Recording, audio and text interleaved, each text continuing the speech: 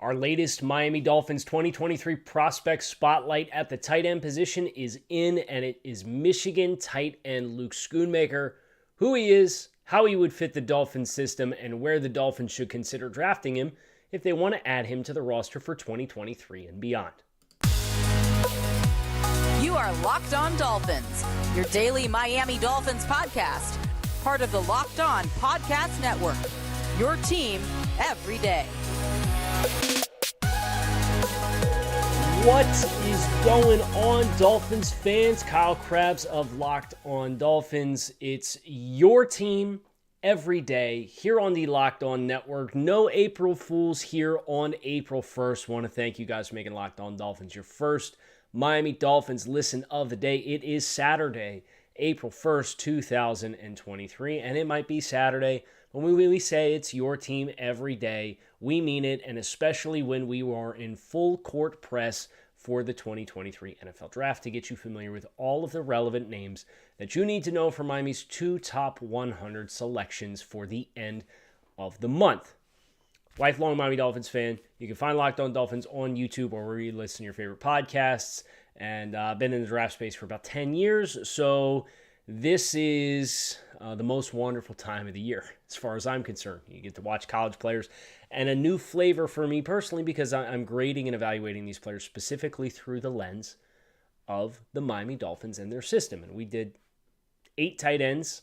I've actually done a total of 11 tight ends. We're going to do a tight end recap after this episode on Sunday so we can hit offensive tackles starting on Monday and hit the ground running as far as positional rankings and kind of get you guys caught up with all of my thoughts on all the players of relevance for the Dolphins and their 2 picks that can help put this team over the top in their form of trying to be a legitimate contender.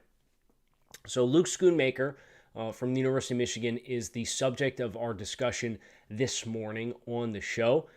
We're going to do 3 things. We're going to talk about who he is, how he would fit the Dolphins system, and where the Dolphins should consider drafting this player based on the expectations of the 2023 NFL Draft and how the first couple of days are going to unfold. So we'll start with the biographical information for Luke Schoonmaker. He is 6'5" on the dot, so 6'0", 251 pounds. He has 32 7/8 inch arms and 9-inch hands. He ran a 4.63 40-yard dash at the 2023 NFL Combine in Indianapolis with a 1.62 second 10-yard split. He had a 33.5-inch vertical jump, a 10'7" standing broad jump, and a 4.27 short shuttle. Those were the tests that he chose to participate in. Pretty surprising athletic testing numbers, if I am being honest, versus the expectations. I thought that the ways that Michigan implemented him didn't necessarily get a chance for him to showcase the full breadth of his athletic ability. But a 4.63 is 83rd percentile. His 10.7 standing broad jump for lower body explosiveness is 95th percentile. His 10-yard split is 69th percentile. It's a real nice 1.62. 33.5-inch vertical jump is the worst test that he posted versus all tight ends to pass through the combine since 2000 with a 56th percentile, and his short shuttle was 72nd percentile. So this is about an average-sized tight end and above-average athlete. If you go to mockdraftable.com, they show you the athletic profiles of tight ends who are most parallel to the player and all of their testing numbers combined. And that's where I think my eyes really perked up as it pertained to Luke Schoonmaker, because his number 1 match with an 83.7% match to his athletic profile is one other George Kittle. And obviously with Mike McDaniel and the San Francisco 49ers connection, that caught my eye. Kittle did run faster. He ran a 4.52, so he's about 10th a second faster, but from a size profile perspective, very similar players.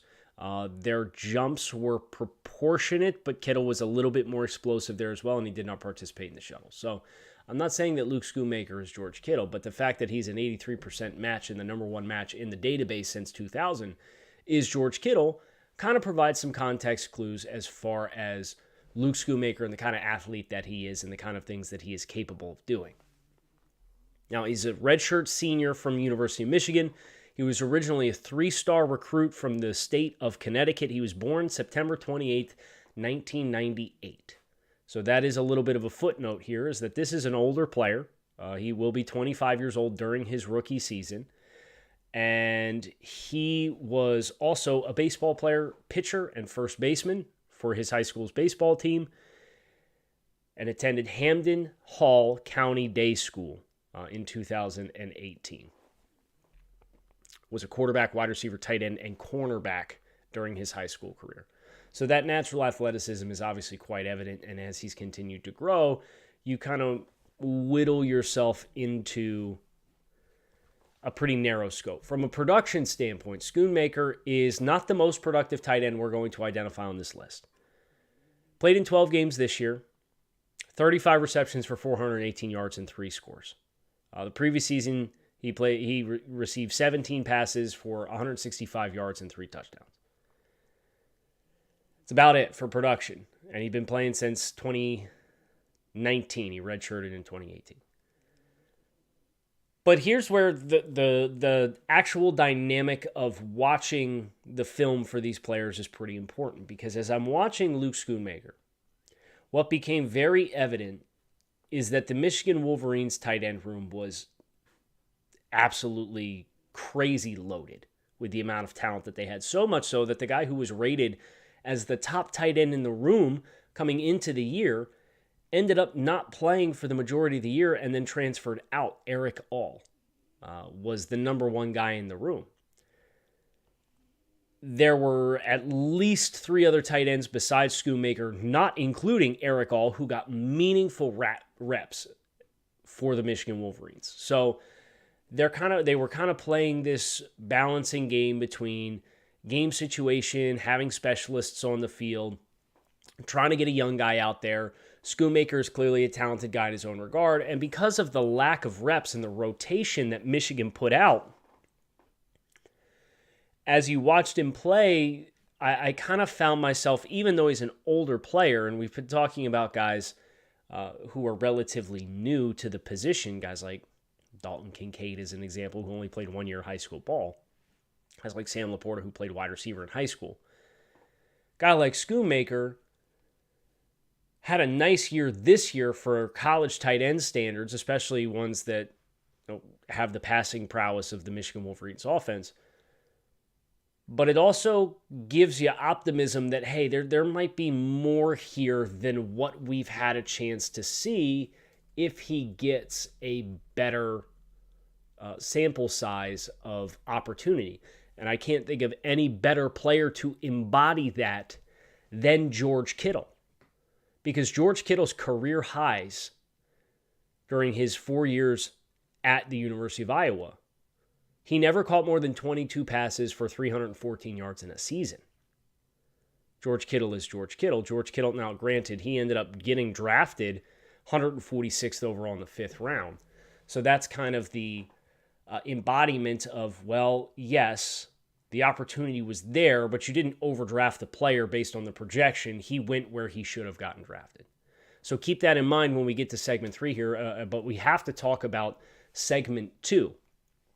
And segment 2 is how he fits the Dolphin system. But before we get there, I'll tell you about our friends over at Built Bar. Built Bar is a protein bar that tastes like a candy bar. These things are high in protein, high in fiber, low in calories, low in sugar. They're absolutely, positively delicious. I just had a churro puff yesterday that set my day right off on the right note, right off the jump. They legit taste like candy bars. They have 100% chocolate on all of their bars. They are the life hack that you didn't know you needed. So swing over to Built.com, pick yourself up a box of Built Bar. You can go to Walmart, get yourself the 4-bar box in the pharmacy section. You go to Sam's Club, get the 13-bar box there as well. I don't care where you get them. Just go ahead and grab yourself a box of Built and enjoy the best life hack you could possibly find. So Schoonmaker, when I noted him as a talent, what I really appreciated was the general well-roundedness to him as a more traditional tight end. Played in line, played some in the slot. They detached him from the set occasionally. They put him in the backfield in full house formations a couple of times and had him run routes out of the backfield. But generally speaking, this is a guy who is attached to or tight to the formation. And 6'5", 250-something pounds, with effectively 33-inch arms. You got some really nice opportunities to see him play in line when he was on the field. Thought the Purdue, the Big Ten championship game, was a great illustration of his work as a blocker. He had a couple really nice reps against Ohio State as well, where he showcases good punch with his hands, good latch strength to sustain blocks, and then utilizes his length and his general athleticism skills to leverage those blockers and turn out and win gaps. He had a couple against the Purdue edge players that really, really popped. So from an immediate sense, I like the fact that this was a player who you felt like wasn't going to be starting at square one from a blocking perspective. Now, was his center of gravity the best of all the tight ends that I've studied? No. A little high. Played a little high, still a little bit of a wiry frame. But at 6'5", 250, I didn't think it was egregious, and I thought his hand and latch strength and his lateral mobility really helped him to make up for some of those potential shortcomings with just raw leveraging blockers at the point of attack. He was not the short yardage guy, and that's okay. I think he's certainly more athletically gifted than the tight end, the predominant tight end that we have on the roster right now in Durham Smythe. How he compares to Eric Saubert, I think there's some reasonable parallels between the two. I do think Schoonmaker wins in the same way on getting behind the second level, being a seam runner, having a really big catch radius, having graceful ball skills to adjust. And where I thought he did a really nice job for Michigan, and this was an area that I thought the Dolphins' skill players beyond the two wide receivers, they were really hurting for somebody who could win off schedule. When you had to do scramble drill or get outside the pocket, make yourself available. He consistently pushed back down towards the line of scrimmage, but flowed to the same direction of his quarterback. He had a touchdown against Purdue in the Big Ten championship game that was an off-schedule play in which J.J. McCarthy rolled out to his right, and he originally had a sit route over top of the ball, and he just kind of trickled with it. But he didn't fly out of there. He was under control, and he ended up making himself available by being under control and not running into more defenders and kind of feeling the space around him. It's not a super dynamic run after catch option, but I think his athletic profile showcases pretty well to somebody who can give you some upside in that regard. And I think his ball skills, in spite of the fact that he's below the 10th percentile for hand size, he caught a number of balls comfortably away from his frame, which would be a concern when you're looking at 9-inch hands. And George Kittle was 9 1/4, and obviously that didn't bother him. And it just, all that impacts, right, is your ability to, when you're extending for the ball, how consistently and how soft your hands are to cup the ball with your hands and then tuck it back into your body, as compared to feeling compelled to have to catch it closer to your frame so you can use your frame to help you trap and catch the football. I didn't see any instances of that. Now, he did do that in traffic when he needed to protect the football and the catch point to make sure that he wasn't getting dislodged from the ball at the point of contact by using his size to shield. And I think that was a good illustration of a couple of the football IQ elements of his game that I think are above average for the 11 names that I have graded down here. And I have 11 because I have a surprise and a super sleeper that I'm going to name drop on the show for tomorrow when we reveal the final rankings and the definitive players who are like, hey, these guys are worth drafting. These guys are probably not worth drafting at all with the Dolphins in their standpoint. Here's my final rankings, and here's my super sleeper.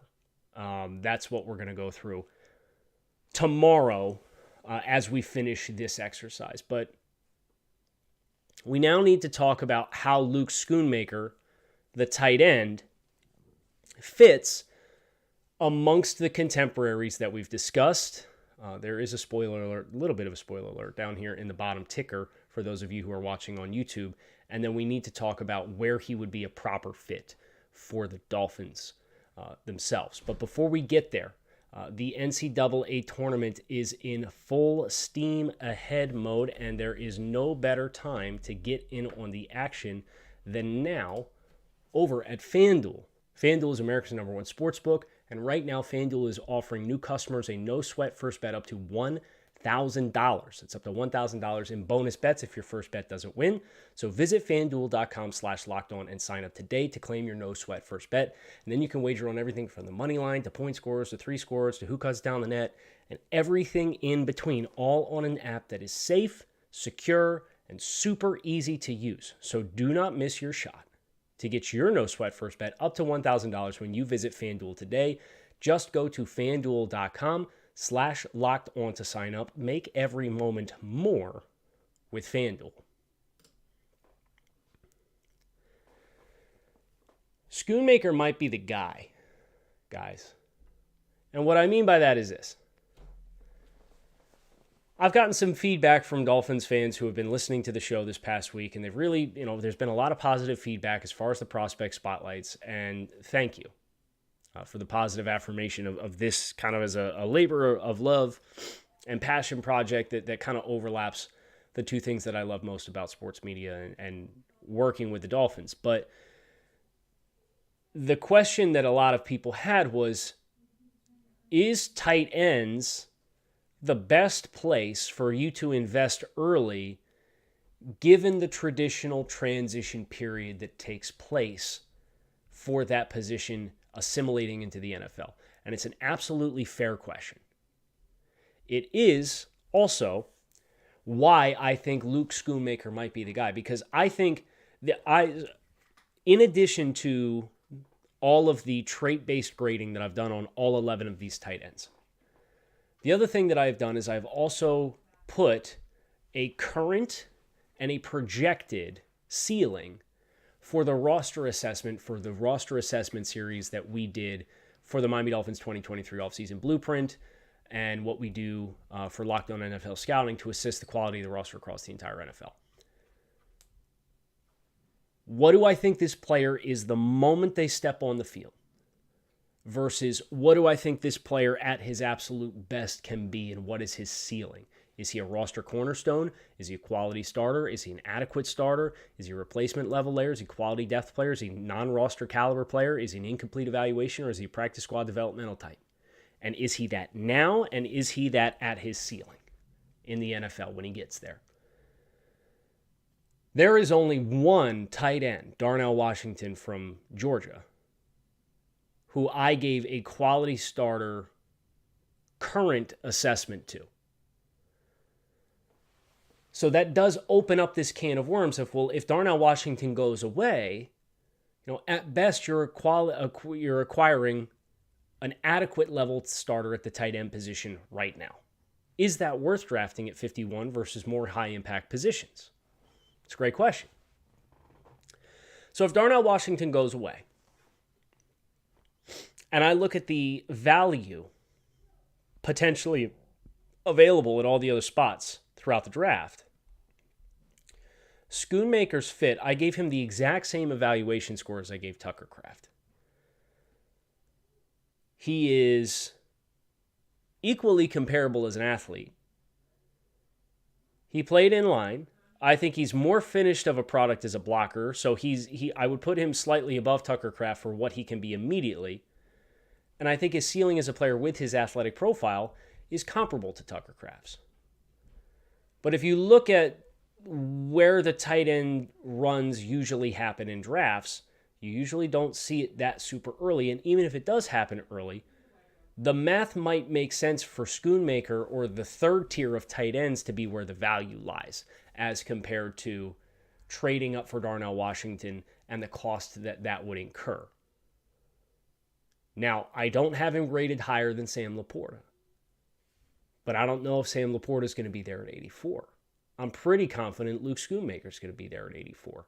Would I rather go get a more high-impact position at 51 and get Luke Schoonmaker, or would I rather do Sam Laporte at 51 and try to find the more premier position 30 picks later? That is the entire question of how to do the draft for all 32 teams. That's why I love the draft. This is a viable, quality starter long-term for the Dolphins. I think he's quality depth right off the jump.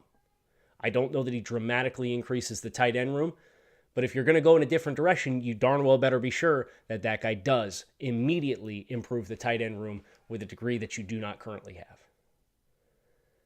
We're going to get into what all of these guys, my impressions are of all of these guys for their current assessments, their ceilings. We'll do the full tight end rankings and kind of where my cutoff is, like, do not draft past this point with the top 100 picks. We'll do that tomorrow before we start tackles on Monday here on the show. So plan accordingly. Keep it locked in right here on Locked On Dolphins. Your team every day. Fins up. I appreciate you guys checking out the show. I hope you have a great rest of your Saturday. We will be back again tomorrow for yet another show this weekend to get you guys ready. We're going to finish tight ends in their entirety. Looking forward to that. You can find Locked On Dolphins on YouTube or wherever you listen to your favorite podcasts. Make it a great rest of your day.